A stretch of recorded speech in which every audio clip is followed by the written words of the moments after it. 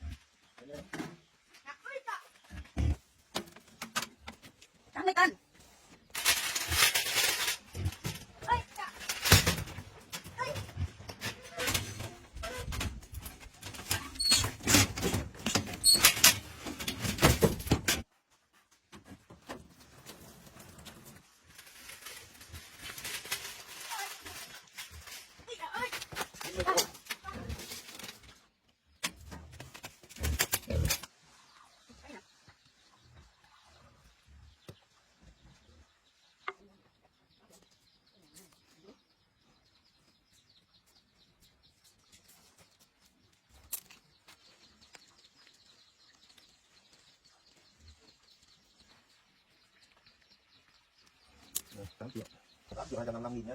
Các bạn trả tiền mặt một phần nữa, một phần tiền còn nữa.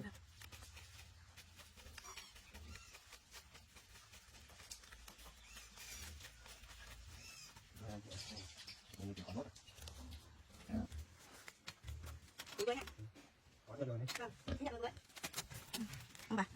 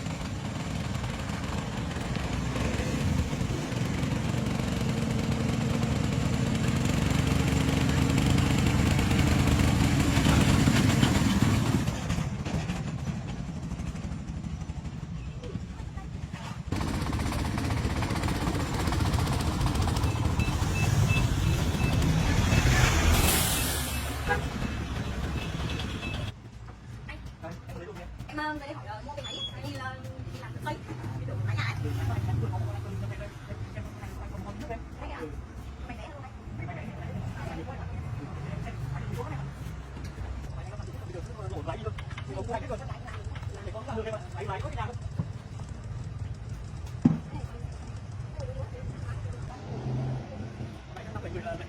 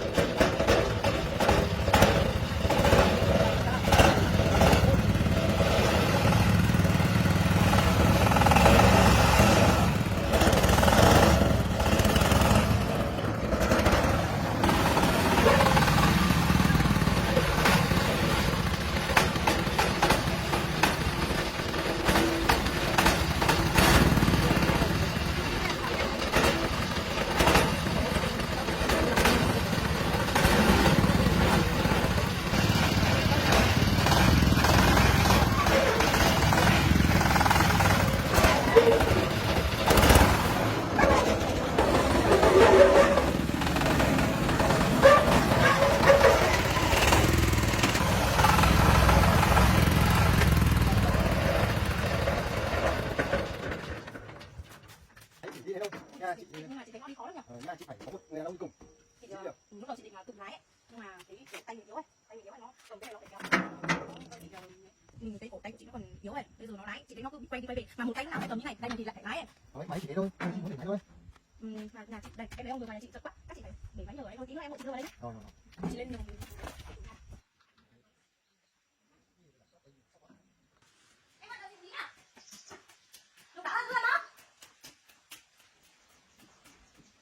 Bố em không nhà đâu chị ạ.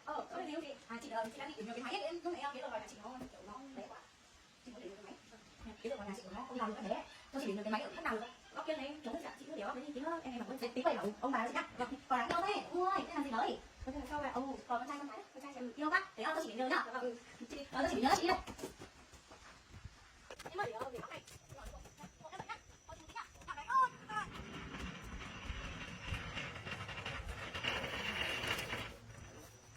Một tí nữa nào ba.